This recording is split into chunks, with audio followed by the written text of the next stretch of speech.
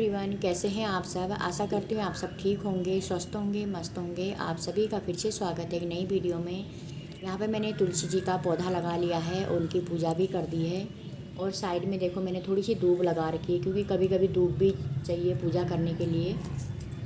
तो मैं दूब लगा के रख लेती हूँ। यहाँ पे जगह है थोड़ा सा। कभी कभी तो ये दूब बहुत ज़्यादा फैल जाती है, तो उसको मैं ज़्यादा होती है तो उखाड़ लेती हूँ, और जितना मुझे ज़रूरत होती है उतनी ही यहाँ पे रखती हूँ। और ये बड़ा वाला जो तुलसी जी का पौधा देखो कितना अच्छा हुआ है, हरा भरा। मुझे बहुत अच्छा लगता है हरा भरा पौधा। और उसके बाद सुबह का खाना वाना नाश्ता वास्ता करने के बाद मैं लग गई हूँ कपड़े संभालने में।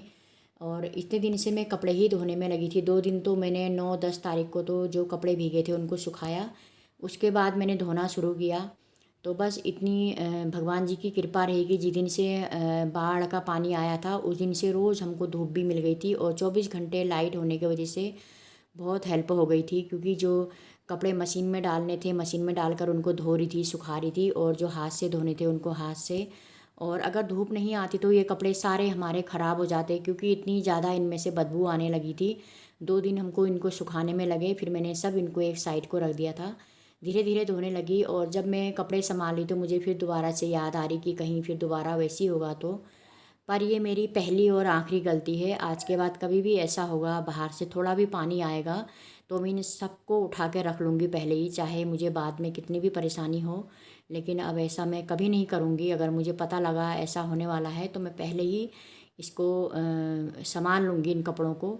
इतना मुझे मौका भी नहीं मिला, और विश्वास भी नहीं था कि पानी इतना ज़्यादा आ जाएगा। हमने सोचा अगर आएगा भी तो थोड़ा थोड़ा ही आएगा, चलो कोई नहीं।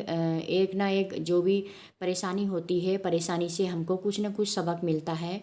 तो अगर सबक मिलने के बाद भी हम उसको दोबारा से वही लापरवाही करते हैं तो फिर तो वो हमारी गलती है।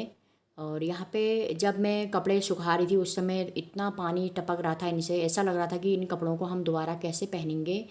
और पर ये इतनी गर्म कुर्तियाँ हैं, गर्म कुर्तियाँ तो इतनी सस्ती तो होती नहीं है। अगर 1-2 कुर्तियाँ भी होती चलो कोई नहीं, नहीं भी पहनेंगे चल जाता। लेकिन इतना सारा हम इसको छोड़ भी नहीं सकते हैं। तो मैंने इसको पहले सुखा लिया था अच्छी तरीके से, फिर इसको टाइट से वॉशिंग मशीन में धो लिया था। उसके बाद एक कम्फर्ट है, उससे बहुत अच्छी खुशबू आ रही थी, वही इनको हमने लास्ट में उसी में डाल लिया था। तो जो भी इसमें पानी की जो बदबू आ रही थी वो सब निकल गई थी। और जब हम पहले कपड़े संभालते हैं तो गर्म कपड़े अलग और ठंडी वाले कपड़े अलग, गर्मी वाले अलग, इस तरीके से रखते हैं। लेकिन इस समय ऐसा हो गया है कि नए पुराने, ठंडी के, गर्म के सब मिक्स हो गए हैं, बड़े छोटे। तो इनको देख देख कर रखना हो रहा है, तो रखना मैंने ही होता है।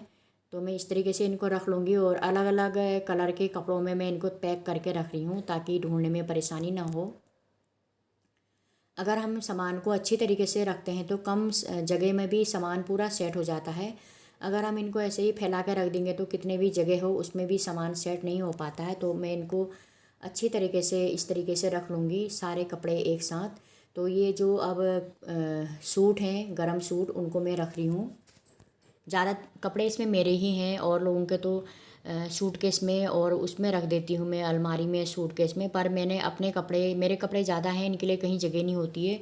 तो मैं इस बॉक्स में ही अपने सारे कपड़े डाल देती हूँ ताकि मुझे जल्दी से मिल जाएंगे। लेकिन बच्चों के कपड़े और इनके जो हस्बैंड जी हैं इनके कपड़े तो मैं सूटकेस में और अलमारी में ही रखे रहती हूँ। बस अपने लिए मैं ऐसे ही डाल देती हूँ। बस मैं ये कहती हूँ कि जो भी ये बाढ़ वाड़ आई थी ऐसा किसी के साथ भी ना हो। और बहुत ज़्यादा नुकसान भी हो गया है मेरा तो।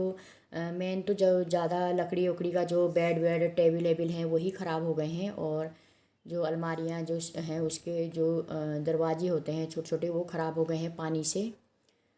और यहाँ पे देखो मैंने सब रख दिया। अभी ये साड़ियाँ हैं, ये भी भीगी हुई थी, और अभी बहुत ज़्यादा कपड़े और भी हैं। अभी चादरें हैं, ये इनको मैं अलग बॉक्स में रखूँगी।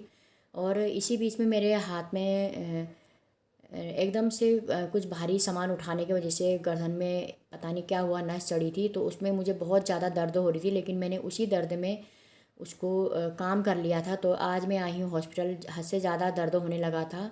पहले तो हाथ में हो रहा था, कंधे में हो रहा था, लेकिन आज सीने में होने लगा। तो मुझे थोड़ा सा बाएं साइड को सीने में हो रहा था, झुकने में और सामान उठाने में, बोलने में। तो मेरे हस्बैंड जी ने बोला कि चलो आज एक्सरा करा के लाते हैं। एक्सरा करवाया लेकिन इसमें कुछ भी नहीं निकला। उन्होंने बोला कि भारी वज़न उठाने से नस चढ़ गई है। दवाई दी तो मैंने एक खुराक खाई, उससे आराम हो गया है। तो अब टेंशन ख़त्म हो गई है कि कोई बीमारी है। 2 दिन से मेरे सीने में बहुत ज़्यादा दर्द हो रहा था बाईं साइड को। तो वो बोल रहे थे डॉक्टर साहब कि जो नस में आपका चढ़ी है इसी की वजह से हो रहा है। अगर आप लोगों को मेरी वीडियो अच्छी लगी तो लाइक शेयर और सब्सक्राइब ज़रूर करें। अपना साथ बनाए रखें, स्वस्थ रहें, मस्त रहें। आप सभी का दिल से धन्यवाद। Thank you.